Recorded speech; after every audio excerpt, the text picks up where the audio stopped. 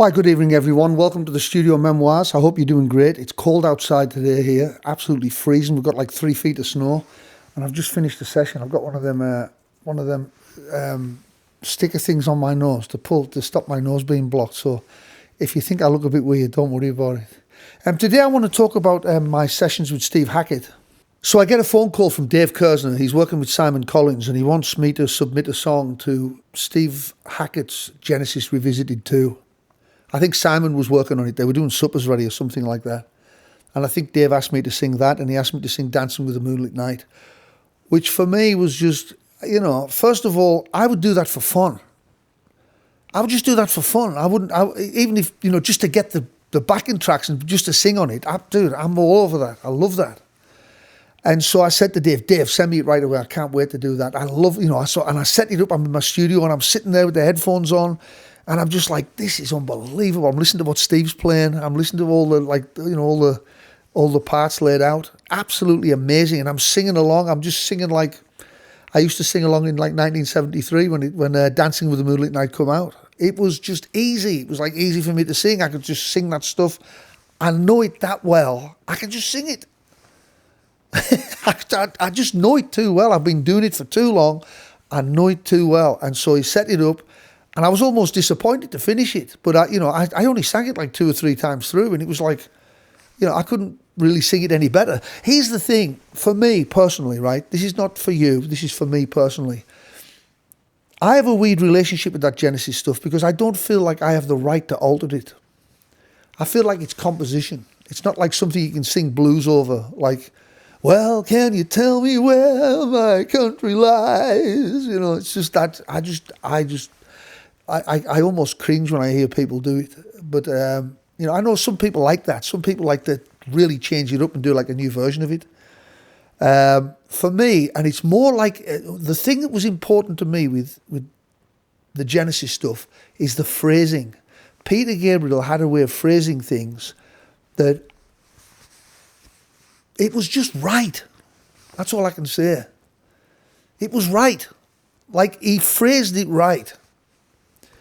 And I don't feel like I've got I just don't feel I should be able to go and alter that. I feel like it's too good. I've just got to honor what it is. That's how it occurs for me. I don't feel like I'm in any position to go like, right, I'm going to put my own version of that and I just don't get that. I can't do it. It just makes me sick to my stomach, So I love to hear, if you're going to do that, like honor what was done, or, if you can come up with something better than what they did, sure, but I definitely can't. Peter Gabriel, apart from being ahead of the beat, sang it, phrased it. That's the thing, the phrasing. You can't go outside of the phrasing. And he does sometimes. Sometimes I hear them go outside of the phrasing. Have you ever noticed when you get like a song like, say, old people do it, they change the phrasing of what they have on that album. So Sting, say Sting the Police, he'll go like, called you so many times today, but I guess it's all true what your girlfriends say. I don't want to hear that. I don't want to hear that. I want to hear, called you so many times, I guess it's all true what your girlfriends say. I want to hear that. I don't want to hear Daryl Sturmer play his own versions of Firth of Fifth. I don't want to hear that. Daryl, I love you, lad. You're a good lad. We love you. Don't do that. Keep that for your own shit. Just play what Steve did. You don't want to hear that other stuff. You know what I mean? So I'm one of them. I don't know, what do they call that? They call it like, like an old fogey or something. I don't know what they call us. But a traditionalist or something. So when I'm singing it and I'm having the best of times, I'm just sitting in there. I've got my like childhood heroes and I'm singing on their shit. And it's like, dude. It was unbelievable. It was absolutely unbelievable for me. And I didn't experience it as, like a 50-odd-year-old, which I was at the time. I was like 56 or something. I didn't experience it like that. I experienced it like that young boy back in Cumbria who was obsessed with Genesis, who used to listen to them 24 hours a day on the cassette. I had this old Sanyo stereo that I would play it on there, this music centre. That's who the guy who was singing. That's who sang on Steve's record. It wasn't me. It was that young kid. That's who sang on it. I was so excited. And I was so, it was just a great thing for me that, you know what, I'll tell you as well, I owe Dave Curzon a big time for that, because he made that happen, I think, Dave. Because I don't know whether Steve would have got hold of, I think David said to him, hey, dude, you should check Francis Dunnery out. He'll sing that shit, in a second. And so Steve went, oh, okay, sure, They'd heard of me from It Bites and all that, but, they didn't know about my solo material or anything like that. So he would have never got that if it hadn't been for Dave Curzon. So, Dave, if you're watching, fucking huge respect for that. And the end of Supper's Ready. And it's, hey, babe. Dude, come on. You can't change that. And so that was it. That the session was just amazing. I was in by myself in my studio, and it was just like a dream come true. Like dreams do come true. You concentrate on things. Like I said, it took me 40 or 50 years to get into Genesis, but there I was after all that time doing what I dreamt of doing. I mean, dude, come on. Absolutely amazing.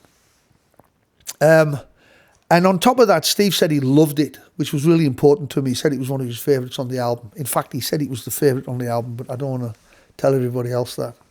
Otherwise, they'll come looking for me. So that was that now. And then I went to the concert. They had a concert. I went with Dave again. And, I hadn't seen them for a long time. I haven't heard them songs. Last time was the Musical Box. And they do a great job as well, Musical Box, doing the old Genesis stuff. I love to go see them. That's about as close as you'll get, I think, if you want to look for the visuals and all that. The Musical Box are brilliant. And I get up on stage and I'm singing. First of all, I'm standing at the side of the stage and I'm watching this gig, which turned out to be the best gig I've been to ever, because they're playing every single song he did. I don't even know what tour it was he was doing. It was every single song I wanted to hear, one after the other, 2 hours. And on top of that, he asked me to get up and sing. So now I'm on stage. I'm standing on stage with Steve Hackett singing Dancing with the Moonlit Night and the end of Supper's Ready. Dude, it's like, what are you going to do? It's like, what do I need to do now after that? It was such an amazing thing for me, that the whole Steve Hackett sessions. And on top of that, he's a wonderful man, Steve, and his wife, Jo. They're just beautiful people. Absolutely beautiful people, them people. I love old Steve. I absolutely love him. All his solo stuff, Ace of Wands and all that.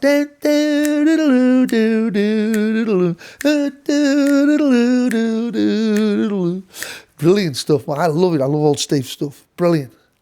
And so I'm actually going on Cruise to the Edge with him in about a month. I'm going to see him on there with all the band. I'll see Nad and all them guys. Old Nad. You got to love old Nad, And Nick, I don't know who's playing with him this time. I think he's got a new keyboard player. I think Roger's gone, so that was a bit weird. I loved old Roger. Roger did a great job. Great job. Roger's a Scorpio. I love Roger. He's a trip, man. He really is. Great guy, though. And so that was that. That was my sessions with Steve Hackett. I was just by myself. I didn't, you know what? I've got to be honest. I didn't even care. I was just thinking, I was so engrossed in the singing of it. I just thought, fuck it. I'm just going to fucking go for it and do my thing, Even if you didn't like it, I'm just like, fuck it. I'm just going to do it. I'm going to do it the way I want to hear, I want to hear it. And so that was that. And then, just to top this story off, the thing that really kind of blew my mind was that a few years after that, I'm back in my hometown in Cumbria, and Steve was kind enough to come and play at our charity event. We have a charity event, the Charlie and Kathleen Dunnery Children's Fund. It's happening this year in June. I'll leave a link for you. You can check it out. And we do a lot of good work for children's health and education. You should get involved, I think. It's a really good vibe. Nobody gets paid. There's no like high paid executives and none of that. It's all the money goes to the kids and all. So it's a good thing. And so I'm in my hometown, and I'm playing an old It Bites song, Still Too Young to Remember, and I'm doing my thing. Spent the summer dressed in black, and halfway through I look across and there's Steve Hackett playing a solo over over the It Bites tune, And it was, and I was like wigged out at that point. I was like, because I'm so aware of, like, you know, when you concentrate on things, they come true. And I'm looking at this guy on the stage, and I'm thinking how absolutely insane that thing is, that he's there in my hometown playing on my shit. That is just insane. It's fucking insane. I'm sorry. It's fucking insane. It's insane. Sorry. It's like, there's no other way to put that. It's just the weirdest thing. And so that was my Steve Hackett story. That's, you know, or one of them. I've got a few of them, but that was one of them. Just like, you know, just the thing that really, you know, took me back was whether it was in the studio, whether it was watching him live and singing live with him, or watching him play my stuff on the stage. It was all just so surreal of like, wow, I've been thinking about this guy for 40 years, and there he is. There he is. There's Steve right there. Damn. Dreams come true. Don't let anybody tell you that dreams don't come true, because they absolutely do. I'll see you next time. Thanks for listening.